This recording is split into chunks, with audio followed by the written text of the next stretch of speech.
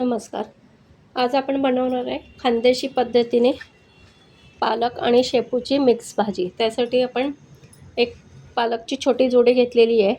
ती आता स्वच्छ धुवून आपण कापून घेणार आणि ही छोटीशी शेपूची जोडी थोडी असे मिक्स करून आपण खानदेशी पद्धतीने भाजी करणार आहे. ही पारंपरिक भाजी आहे. आता आपण भाजीला फोडणी घालू. त्यामध्ये आपण लसणाच्या 7-7 पाकळ्या घेतल्या आहे. थोडंसं जिरं घेऊया आणि एक मोठा चमचावर आपण तिखट घेतलं, हे कुटून घेणार आहोत. आणि थोडीशी कोथिंबीर पण आपण यात टाकून असं बारीक करून घेणार. त्या प्रकारे आपण कुटून घेतलेलं आहे. आता आपण भाजीला फोडणी घालूया. कुकरमध्ये आपण तेल घातलेलं आहे. आपण भांड्यात पण किंवा कढईत पण करू शकतो, पण घाईच्या वेळेस सकाळी पटकन कुकरमध्ये होऊन जाते.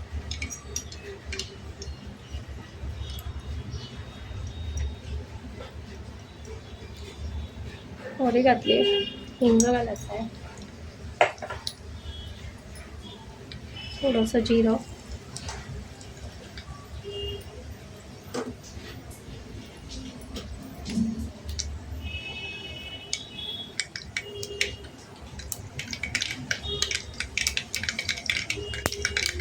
आता आपण केलेला हा कुटलेला मसाला घालायचा आहे.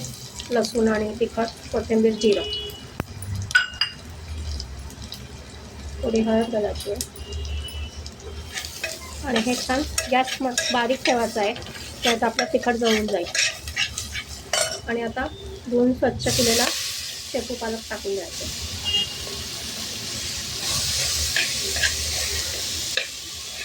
आणि हे असं छान तेलावर परतून घ्यायचं लागेल.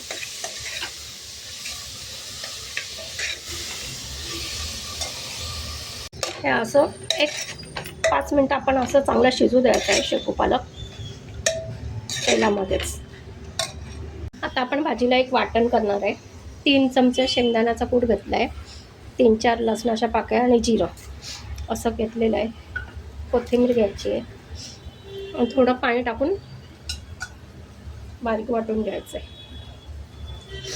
शेंगदाण्याचा कूट असाही टाकला तरी चालतं, पण त्या भाजीला असं एकसंधपणा येत नाही, त्यामुळे आपण मिक्सरला बारीक करून घ्यायचं आहे. शेंगदाणे तुम्ही भाजून करून घ्या. मी पूर्ण आठवड्याचा कूट करून ठेवते. बघा आपलं छान तेलावर शेपू आणि पालक शिजलेली आहे. अशी छान अशी आपण ती मॅश करून घ्यायची आहे.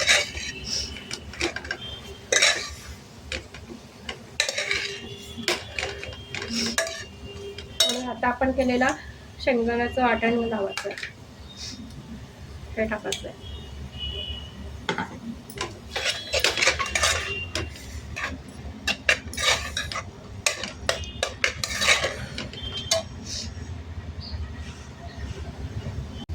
आणि आता आपण मिक्सरच्या भांड्यात हे गरम पाणी टाकणार आहोत आणि ते पाणी याच्यात घालणार आहे.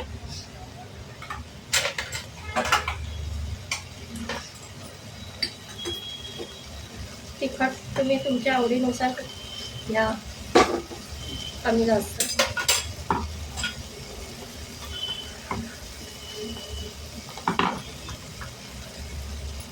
ती तेलावर अशी शिजवली ना छान चव लागते.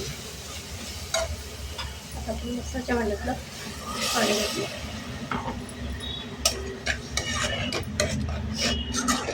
घट्ट पातळ तुम्हाला आवडीनुसार करा.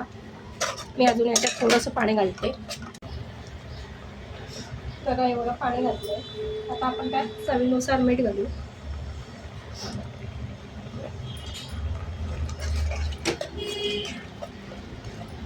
आणि अशी छान मॅश करून घ्यायची किंवा रवीने घोटून घेतली तरी चालेल.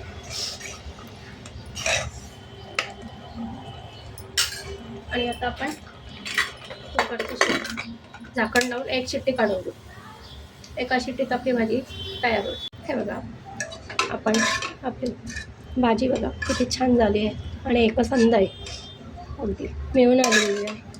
आता ही भाजी आपण थोडीशी मंद गॅसवर 5 मिनटं उकळून घेऊया.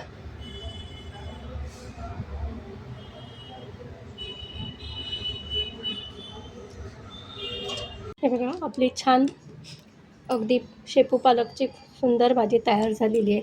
ही भातासोबत, खिचडीसोबत, बाजरीची भाकरी, ज्वारीची भाकरी, पोळीबरोबर खूप सुंदर लागते चव. अप्रतिम चव आहे. नक्की ट्राय करा. रेसिपी आवडल्यास लाईक, शेअर आणि सबस्क्राईब करा. धन्यवाद. आणि छान घट्ट अशी मिळून आलेली आहे.